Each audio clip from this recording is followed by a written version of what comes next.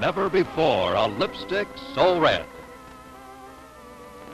And Deep Magic, the new facial cleansing lotion that gives you a cleaner, clearer skin. Present Valiant Lady.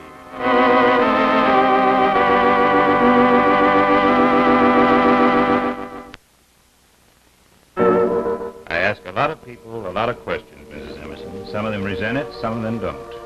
Mr. Frazier happens to be one that did. I can hardly blame him for that, Lieutenant Maxwell. No one likes to be accused falsely. But your son was in his way, Mrs. Emerson.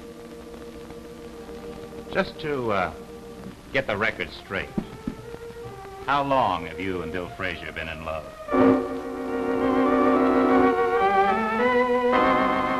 New. Lieutenant, I assume you expect me to take your question seriously. The choice, Mrs. Emerson, is up to you.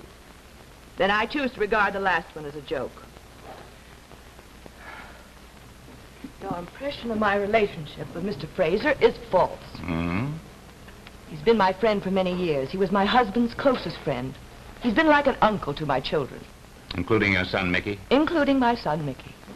Well, Mrs. Emerson, I don't think that I'm the only person in Middlebury to have this false impression.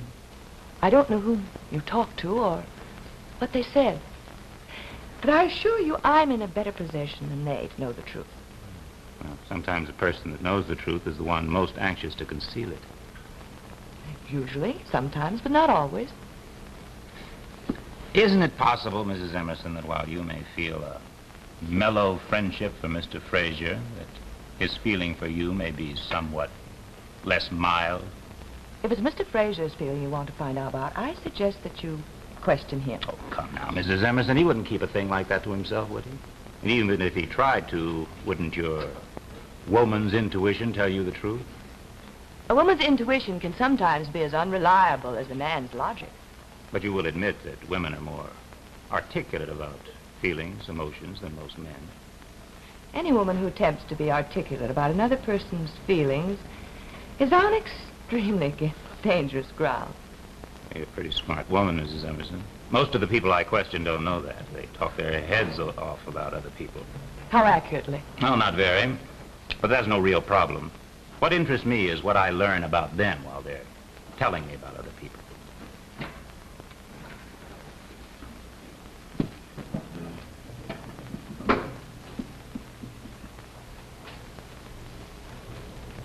You just told me, for instance, that it would be a complete waste of time to go on questioning you.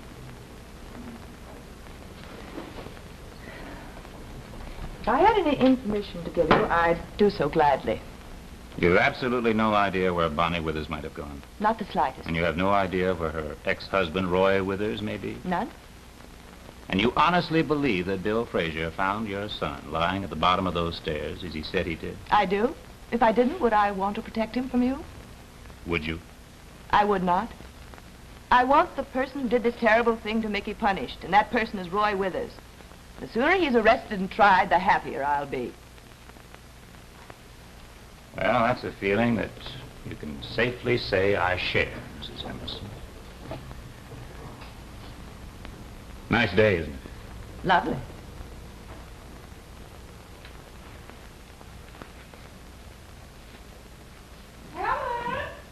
Jay?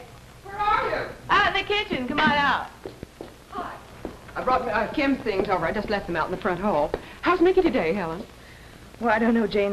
I really don't.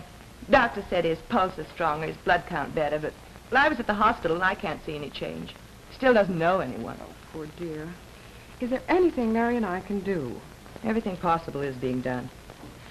He even sent Bill Frazier downtown to put a personal ad in all the newspapers asking Bonnie to come back. I don't know whether it'll do any good, but I thought it was worth trying. What about money, Helen? Well, that isn't a problem as yet, Jane, but it's apt to become one. Will you let us know, won't you? Thank you. I'm sorry I wasn't more help at entertaining Kim for you. She was bored to death at my house. Said she was homesick. Homesick for you, mostly. I decided I'll have to divide my time between Mickey and Kim so that she won't feel neglected. I don't know quite how I'll do it, but I will. Unfortunately, Annette isn't a very good substitute for a mother. I did try, but I could see myself going down in her estimation hourly. She asked me questions I should have been Einstein to answer. That happens to me all the time. Helen, do you think it's possible you could have added to the confusion of the world by bringing another genius into it? Oh, dear, I hope not. I hope if she does turn out to be exceptional. And quite honestly, Jane, I think she may. So do I. Well, if she does, I hope she'll be able to solve some of the world's confusion, not add to it. Well, that's looking on the brighter side. How's your new friend?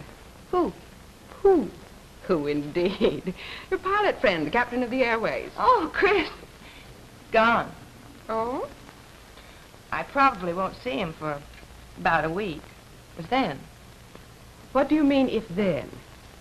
well, he didn't definitely say he'd see me when he got back. He didn't even definitely say goodbye. Well, that's a pilot for you. Here today, gone today.